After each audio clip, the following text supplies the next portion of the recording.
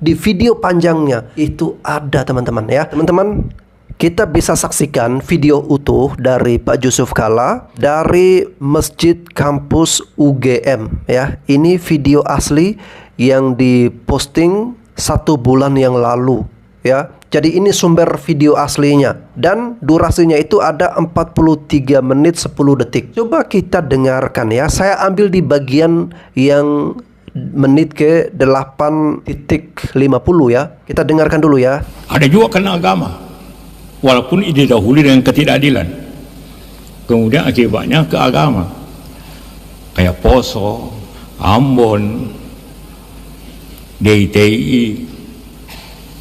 Kenapa agama gampang jadikan alasan konflik? Kayak di Poso, Ambon, karena kedua-duanya Islam dan Kristen berpendapat mati atau menewaskan orang, mati atau mematikan itu syahid. Semua pihak Kristen juga berpikir begitu. Kalau saya membawanya ke agama, ada juga konflik karena sumber daya.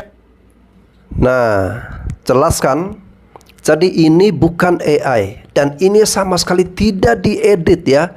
Ini adalah video panjang, tapi saya ambil bagian di mana itu jelas sekali Pak Yusuf Kalla menyatakan dari mulut beliau itu sendiri bahwa kedua-duanya memiliki pemikiran yang sama ya. Orang Kristen juga berpikir seperti itu, bahwa ketika dimatikan atau mematikan itu dianggap syahid. Nah, itu dinyatakan oleh Pak Yusuf Kalla. Jadi baik video yang beredar sepotong maupun ditampilkan video utuh, itu tidak akan mengurangi makna di mana Pak Yusuf Kalla berpikir atau beranggapan bahwa di Kristen ini ada ajaran mati syahid. Tadi sudah cukup jelas ya di sini. Jadi sebenarnya saya tidak ingin lagi untuk memperdebatkan hal ini. Hanya saja para pembela-pembela dari Pak Yusuf Kalla ini, mereka itu malah menampilkan menit yang lain ya, yang tidak ambil di menit yang ini, sehingga ingin menghilangkan di mana Pak Yusuf Kalla juga menyatakan seperti ini. Mereka ingin menghilangkan bagian ini ya, sehingga diambilnya itu menit yang lain. Nah, ini yang saya tidak setuju. Jadi kita harus fair, harus benar-benar jujur dan harus terbuka juga. Dan saya bukan bermaksud, sekali lagi ya, saya tidak bermaksud untuk mau memproses Pak Yusuf Kalla atau setuju dengan laporan-laporan Pak Yusuf Kalla.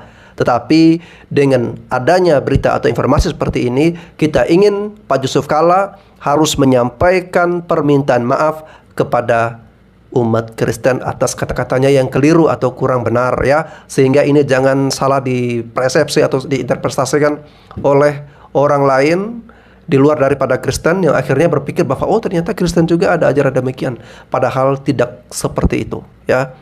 Jadi mohon agar sekali lagi Pak Yusuf Kalla segera sampaikan permintaan maaf secara terbuka. Oke netizen budiman, kita lanjutkan dengarkan komentar-komentar dari para netizen yang lain berikut ini. Menurut saya ya, kalau bukan orang Kristen dan tidak mendalami pelajaran Alkitab, mending diam, gak usah asbun. Saya menghargai Bapak karena Bapak seorang mantan wakil presiden Republik Indonesia. Tapi kalau cara ngomong Bapak seperti ini, yang mengatakan bahwa ketika Kristen membunuh Islam adalah syahid, mungkin ada yang salah dari otak dan cara berpikir Anda. Selama hampir 2 tahun saya pelajari Alkitab sampai mendapatkan sertifikat, saya tidak pernah menemukan satu kalimat pun di kitab suci saya yang mengatakan atau mengajarkan hal seperti itu. Perkataan Bapak ini sangat tidak pantas dan bisa memecah belah bangsa. Daripada Bapak asbun, mending istirahat, nikmati masa pensiun. Gak usah kemana-mana ngomongnya. Apa perlu saya bahas waktu Bapak menjadi pemimpin pengerusakan gereja dan vihara di tahun 67 ketika Bapak menjadi ketua organisasi mahasiswa? Tapi saya rasa nggak perlu kesana lah kita, karena pada dasarnya kami orang Kristen difitnah seperti ini sudah biasa. Saya pun difitnah mencuri, Pak. Saya tetap maafkan orang-orang itu.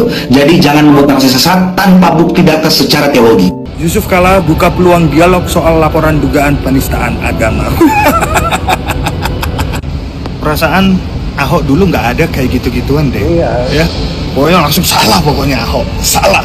Tapi nggak apa-apa teman-teman, kita saksikan bersama-sama apakah hukum di Indonesia ini ya adil atau tidak. Apakah kita semua warga negara Indonesia ini sama di mata hukum atau tidak? Kita sama-sama tunggu hasil akhirnya ya. Apakah hukum dibuat hanya untuk orang-orang tertentu atau untuk semua orang, untuk kebaikan bersama atau hanya untuk menzalimi orang ya?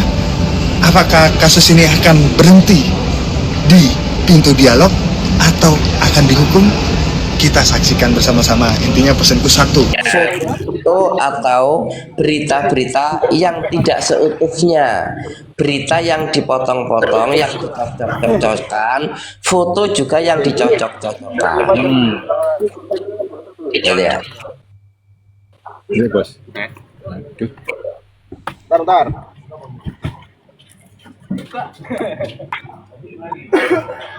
Mbak Assalamualaikum Atur. warahmatullahi Mbak Dewi. wabarakatuh. Salam Mbak Dewi, kabar?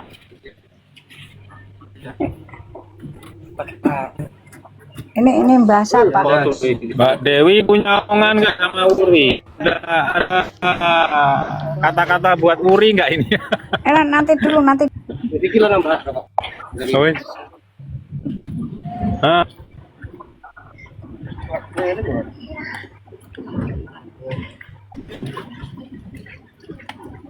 Jadi kalau kasus Resorya ini jelas P21. Nah, mau terlepas mau pengacaranya mau membatalkan bagaimana caranya itu nggak akan bisa bakal. Ini Uri Bareng ini yang kemarin demo itu ya, demo masalah darahnya kepala dan darahnya Pak Jokowi dihalalkan itu ya. Ini gimana aparat ini, orang ini harus diamankan lah. Orang seperti ini berbahaya, ini sudah menantang.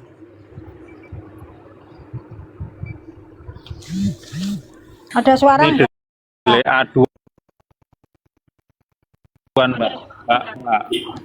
delik aduan Mbak. Jadi Mbak Dewi cukup secara pribadi omong unek-unek aja tentang ucapan Wuri.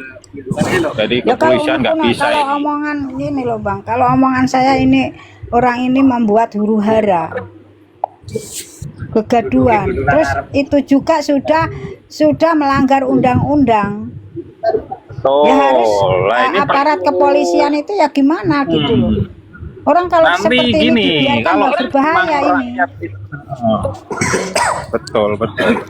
Makanya ini harus ada gerakan makzulkan Wuri, mulut Wuri makzulkan gitu, gerakan itu penting. Nanti pihak keamanan pasti gerak. Ya Mas Panji. Betul. Iya, gerakan makzulkan Ya, kalau- mulut Wuri Baret. Ya harus diamankan lah. Dikasih itu kan sudah melanggar undang-undang. Ngaku orang Solo kok seperti ini. Sepengetahuan aku itu orang Jawa itu adabnya yang diutamakan, sopan santunan. Tanpa kekacauan publik, kepolisian nggak bisa gerak. Gitu, makanya harus ada gerakan publik. Itu juga Mbak gini Dewi. Bang, ini juga sudah gini, nggak usah keluar-keluarin ini juga ya. Di Komal dibahas, bikin 50-50 sebanyak-banyaknya, pasti didengar nanti. Aku aja udah aku skip orang ini. Apakah aparat kepolisian orang seperti ini akan didiamkan di pemerintahan Pak Prabowo? Kalau orang ini dibiarkan, sangat-sangat membahayakan lah. Bikin resah. Begini. Jadi kalau kita membicarakan atau membahas suatu kasus hukum itu jangan dibeda-bedakan antara di era pemerintahan Jokowi, pemerintahan SBY, pemerintahan Prabowo. Ini kan Pak, enggak Bang Panji, ini di pemerintahan Pak Prabowo. Nah, harusnya di pemerintahan sekarang itu aparat harus bertindak. Nggak usah flashback ke belakang. Ini di pemerintahan Pak Prabowo ini gimana gitu loh. Maksudnya begini loh, kalau ingin mengomentari hukumnya nggak kan, karena apa?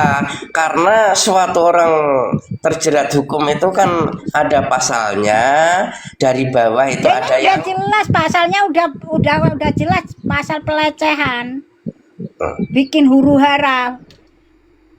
iya Udah jelas orangnya pidato apa namanya ya, demonya seperti itu loh, menghalalkan loh. iya Kan itu udah melanggar undang-undang. Ngapain pakai pasal-pasal? Gitu loh. Kita bukan orang hukum. Ya intinya gimana di pemerintahan Pak Prabowo orang yang seperti ini kemarin sudah dibebaskan apa itu namanya demokrasi, tapi dibebaskan demokrasi kebanyakan kebablasan. Nah, inilah di pemerintahan Pak Prabowo harus membenahi yang demokrasi seperti ini gitu loh. Ngapain kita mikir ke tempat Pak SBY, Pak Jokowi, Bu Megawati, nggak usah. Ini pemerintahan Pak Prabowo, demokrasi yang seperti ini harus dibenahi. Boleh demo, asal demo itu bermanfaat untuk kritikan semua negara Indonesia, rakyat Indonesia. Lah kalau ini kan kritikan, bukan kritikan, hinaan, cacian, bahkan udah melecehkan undang-undang Indonesia. Itu kayaknya sudah nggak ada hukum. Seenak udilnya rakyat demokrasi demo sampai kebablasan seperti ini. Adili Jokowi, kepala daerah Jokowi dihalalkan, majulkan Prabowo Gibran. Seperti ini akan dibiarkan, akan menoleh ke belakang. Gitu loh. Kemarahan rakyat memang marah gitu loh. Orang ini sangat berbahaya, ngaku orang Jawa dari Solo. Memalukan. Orang Jawa itu punya adab, punya tata, punya sopan santun. Bukan negara Indonesia, bukan Arab, bukan Amerika. Negara Indonesia itu negara hukum, negara tata, negara manusianya, orangnya itu timur itu yang dijunjung tinggi adalah kesopanan, keadaban, pembicaraan. Kan orang ini sudah mengikuti demokrasi luar negara. Ngapain mikir ke flashback ke belakang SBY, Jokowi, Megawati, nggak usah. Ini pemerintahan Pak Prabowo, gimana caranya aparat kepolisian orang seperti ini harus diapain? Karena demonya itu membawa kebencian, membawa pemecah belah anak bangsa. Makanya dan melanggar undang-undang juga. Makanya saya sampaikan kalau ingin menjerat orang ini ya, karena wewenangnya adalah wewenang kepolisian, nggak perlu membawa, kalau menurut saya loh, membahas bahwa ini era Jokowi, ini era Prabowo. Ya harus lah, ini harus pemerintahan Pak Prabowo ini harus tegas. Kemarin demokrasi itu udah rusak total di pemerintahan Pak Jokowi. Gitu loh. Udah rusak total pemerintahan Pak Jokowi demokrasi. Karena apa? Orang menghina, menghujat pemerintahan seperti Pak Jokowi cuman diem, taunya kerja-kerja. Ini waktunya Pak Prabowo itu harus membenahi demokrasi yang rusak seperti ini. Aku akuin di pemerintahan Pak Jokowi itu maraknya koruptor. Semua kader-kader PDI banyak yang ditangkap karena dibiarkan koruptor. Dan 2 demokrasi dibebaskan menjadi seperti ini. Ini rusaknya demokrasi di pemerintahan Pak Jokowi. Nah, aku minta di pemerintahan Pak Prabowo ini harus dibenahi, gitu loh. Kok nggak boleh bawa-bawa pemerintah? Aku juga ngeritik, walaupun aku pendukung Pak Jokowi. Kalau Pak Jokowi salah, aku kritik, nggak aku bela. Memang di pemerintahan Pak Jokowi itu hukum sama demokrasi udah rusak total, rusak, menghancurkan otak-otak orang Indonesia yang mudah kedoktrin oleh orang asing. Inginnya Indonesia itu enggak pengen maju, kekayaan Indonesia itu seolah-olah akan dikuasai orang asing. Nah, inilah otak-otak manusia yang mudah kedoktrin orang Indonesia. Kalau ada orang seperti ini, jangan mengharap Indonesia akan maju, hukum akan ditegakkan. Aku juga pencinta Pak Jokowi garis keras, tapi kalau Pak Jokowi salah di bidang pemerintahan, ya aku salahkan, aku kritik. Nah, inilah aku kritik pemerintahan Pak Prabowo, tolong dibenahi. Hukum harus ditegakkan. Demokrasi harus diperbaiki. Kalau demokrasi seperti ini, Indonesia mau jadi apa rakyat Indonesia? Karena rakyat Indonesia itu tahu uang, disogok dengan uang, apapun, 1000 apapun dihalalkan. Di situ bukan menilai pemerintah itu untuk rakyat, untuk negaranya, apa untuk orang luar. Kalau orang luar ya seperti ini, pembenci pemerintah. Pantas enggak orang seperti ini? Demonya apa? Tapi demonya di luar batas. Akan memajukan Prabowo Gibran. Akan apa itu mengadili Jokowi, kepala sama darahnya dihalalkan. Apalagi orang berhijab menginjak-injak agama Islam. Ini kalau ajaran agama Islam udah berhijab, omongannya kotor, pembenci pemerintah. Apa ini namanya agama Islam? Gas Memalukan Mbak orang Dewi, Islam. gas. Mulutmu kayak mulut wuri itu perlu digas Mbak Dewi. Lanjutkan Mbak Dewi.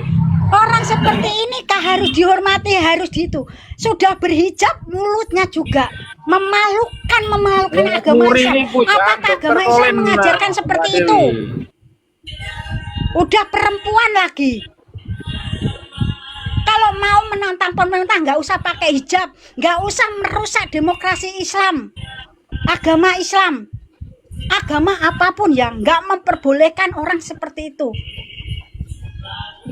Ini sudah berhijab, ngaku orang Solo tapi mulutnya kotor, pemecah perusak negara, pembenci pemerintah. Orang-orang seperti ini, siapapun presidennya, tetap bagi orang seperti ini ya, ini menyontohkan rakyat Indonesia akan terbawa kebodohan orang ini. Uri Bareng ini udah ngaku orang Jawa, pakai hijab, seolah-olah menginjak-injak orang Islam. Kalau tahu Islam yang sebenarnya nggak seperti ini, nggak usah pakai hijab lah, seperti preman aja.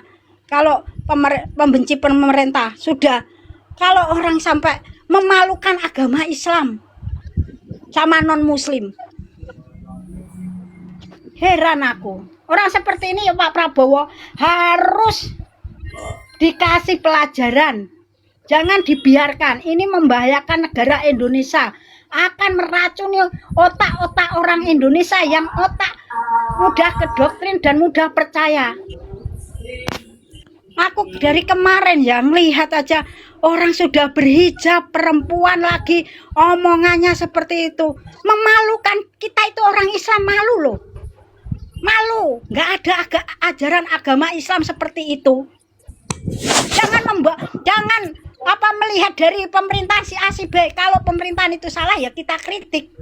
Waktunya aku memohon Pak Prabowo benar-benar tolong demokrasi diperbaiki, hukum ditegakkan. Di pemerintahan Pak Jokowi demokrasi sudah rusak total. Mau apa? Kita sebagai rakyat alam seperti saya ini malu hidup di luar negara ya. Indonesia tiap hari berantem, demo nggak jelas, demonya apa? Kalau demo kepentingan untuk rakyat semuanya nggak masalah. Ini demo kepentingan pribadi. Malu sampai di luar negara beritanya. Kita hidup di luar itu malu sama pemerintah Indonesia. Orang Indonesia kok seperti ini.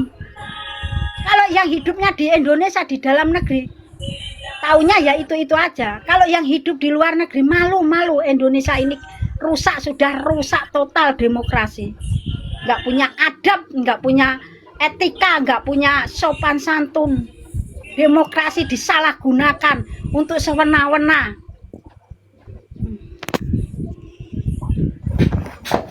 Orang itu nggak seperti itu. Kasih contoh lah yang baik. Apa yang di demo? Kayak Roy Suryo udah jelas narapidana, bekas narapidana, pecatan. Kok masih dipercaya? Yang menilai 90% ijazahnya Pak Jokowi palsu 1000 triliun. Si Rismon aja sudah minta maaf, sudah bergabung. Tahu kalau ijazahnya Pak Jokowi itu asli. Tahu orang itu backingan dari mana? Jong Coros sama antek-antek Yaman. Aku Mas Lugi, Mas Panji, aku ingatkan, ini pemerintahan Pak Prabowo ya. Jangan Pak Prabowo anti kritik. Aku mengkritik Pak Jokowi di pemerintahan Pak Jokowi rusak demokrasi. Rusak adab Indonesia, akhlak orang Indonesia, otak Indonesia. Hukum nggak ada tegaknya, tumpul ke atas, tajam ke bawah. Di sinilah Pak Jenderal Pak Prabowo Subianto, jenderal sebagai panglima tertinggi, harus tolong dibenahi yang rusak-rusak di zaman sebelumnya. Dari Megawati, SBY, Pak Jokowi, tolong dibenahi demokrasi ini. Karena kebanyakan orang yang pembenci pemerintah itu adalah antek-antek suruhannya Jong Soros sama antek Yaman. Kalau pemerintahan dibiarkan, mau jadi apa Indonesia? Mau kembali reformasi lama, Orde Baru, seperti Pak Soeharto. Yang kaya semakin kaya, yang miskin semakin miskin. Yang otak-otak bodoh itu adalah orang yang nggak tahu apa-apa, mudah ke doktrin. Indonesia itu negara terkaya seluruh dunia nomor 2 loh. Kaya alam, hasil bumi, semuanya terletak di Indonesia. Apakah orang Indonesia akan dibodohi orang-orang luar? Hasil kekayaan negara Indonesia akan dikeruk orang luar, kita sebagai rakyat akan diem?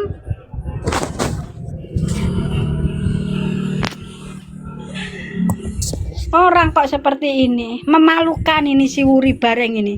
Udah ngaku orang Solo, udah berhijab, narasinya memperpecah belah anak bangsa, pembenci pemerintah. Ya aku mohon aparat kepolisian ya, mohon orang